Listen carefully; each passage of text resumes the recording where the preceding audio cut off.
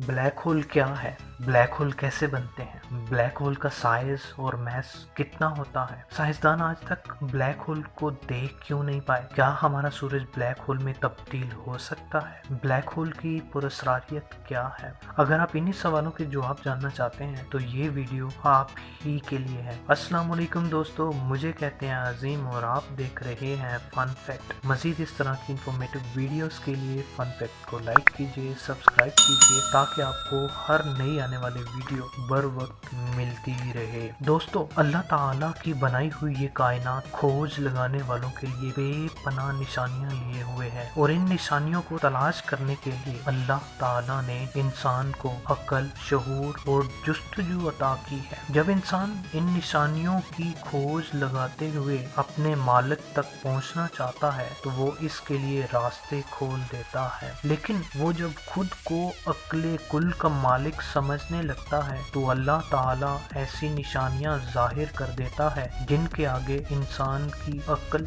सोच जवाब दे देती है। गोया कहने वाला कह रहा होता है कि तू सिर्फ उतना ही जानता है जितना मैं तुम्हें अता करता हूँ। दोस्तों, खाल्के कायनात की इन्हीं पुरअसरार निशानियों में एक ब्लैक होल भी है। अभी तक इसके बारे में जितना जाना गया है वो शायद 1% भी नहीं है। इस वीडियो में हम इसी का सरसरी जायजा लेंगे। ब्लैक होल क्या है? दोस्तों, ब्लैक होल खला में ऐसे मुकाम हैं जहां बहुत बड़ा मादा या बहुत ज्यादा मादा सुकड़ कर एक इंतहाई छोटे जर्रे में तब्दील हो जाता है। सुकड़ कर इंतहाई छोटा हो जाने की वजह से उस मादे की ग्रेविटी इस कदर ताकतवर हो जाती है कि वो अपने पास हर चीज को अपनी तरफ खींचने लगा है, यहाँ तक कि ये अपने पास से गुजरने वाली रोशनी को भी अपनी तरफ खींच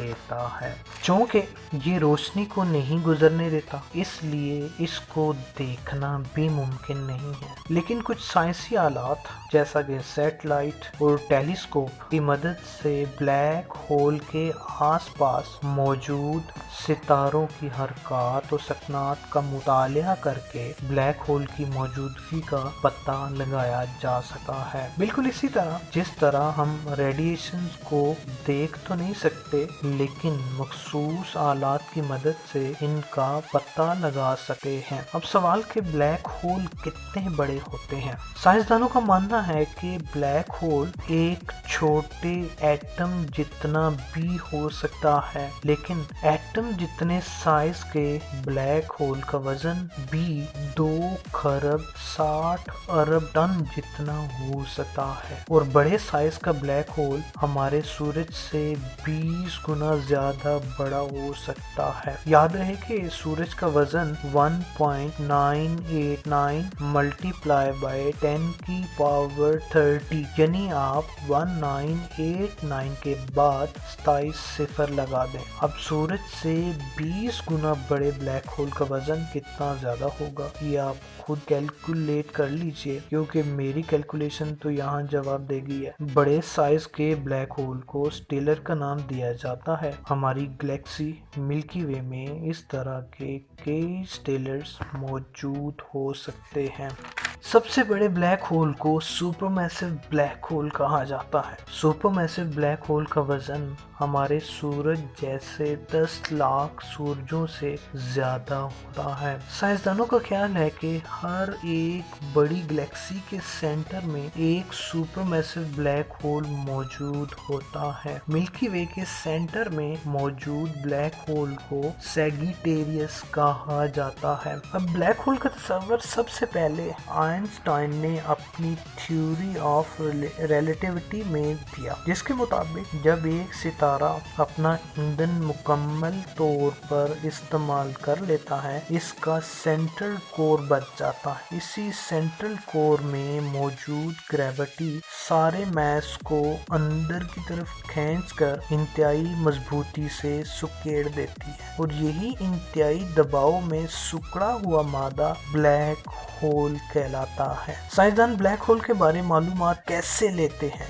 ये बड़ा अहम सवाल کہ سائنسدان بلیک ہول کے بارے معلومات کیسے لیتے ہیں۔ یہ سچ ہے کہ ابھی تک سائنس نے اس قدر ترقی نہیں کی کہ وہ بلیک ہول کو دیکھ سکیں، تاہم وہ کچھ شواہد کی مدد سے بلیک ہول کی موجودگی کا پتہ لگا لیتے ہیں۔ مثلاً بلیک ہول کے ارد گرد موجود مادے کا غیر معمولی رویہ۔ جیسے ہی بلیک ہول کسی مادے کے پاس سے گزرتا ہے تو وہ مادے کو اپنے اندر کی طرف کھینچنے لگتا ہے۔ اسی طرح جب کوئی ستارہ بلیک ہول کے پاس سے گزرتا ہے تو وہ بلیک ہول کی شدید گریوٹی کی وجہ سے ٹوٹ جاتا ہے۔ عام نظریہ تو یہی ہے کہ وہ ستارے جن کا میس سورج سے 3 گنا بڑا ہوتا ہے، ان کا جب سارا فیول ختم ہو جاتا ہے تو گریوٹی کی شدید کشش کی وجہ سے وہ اسمال انفینٹی سائز میں تبدیل ہو جاتے ہیں۔ یہی اسمال انفینٹی سائز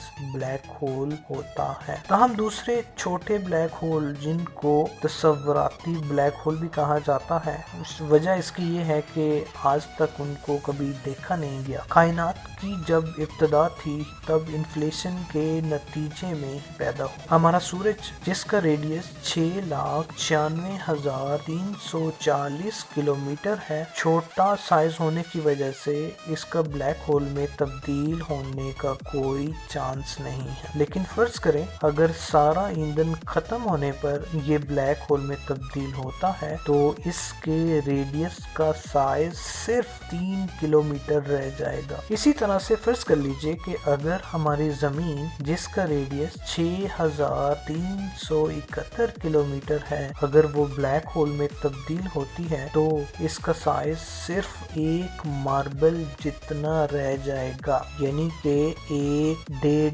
انچ۔ دوستو، یہ تو تھا بلیک ہول کا ایک مختصر تعارف۔ ملتے ہیں ایک نئی اور دلچسپ ویڈیو میں، تب تک کے لیے اپنا بہت سارا خیال رکھیے گا۔ اللہ حافظ۔